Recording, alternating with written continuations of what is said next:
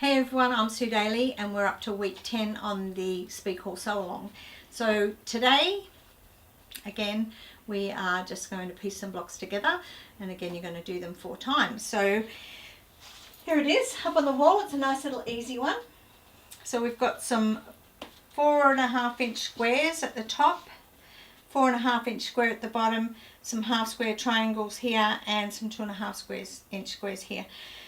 Basically you're just going to sew it into rows. So we're going to do your half square triangles again first, and then we can sew these 2 pieces together and your half square triangles, so then you can sew those pieces together and then you're going to attach it to this 4.5 inch square.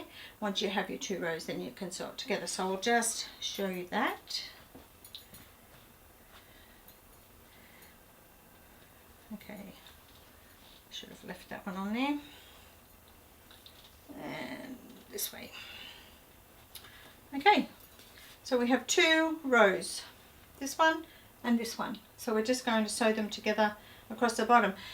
I'd like to hear from some of you about whether you've tried the gluing method, about gluing your seams together like I showed you in very early on in week 1, and I'd like to hear what your thoughts are about that and whether it's been of a benefit to you or not. So it's always nice to find out, you know, when you show somebody something different, whether they like it or they don't like it, or you know, or they can take it or leave it. But it'd be nice to hear from you guys, so let me know on that.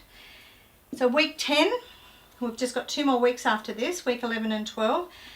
And it's, you know, it's getting a little chillier here. I know I'm on the Sunshine Coast, but it's getting a little chillier here, particularly at night, but it's such a nice time to be in your sewing room and sewing this. So enjoy it. I'll see you again next week.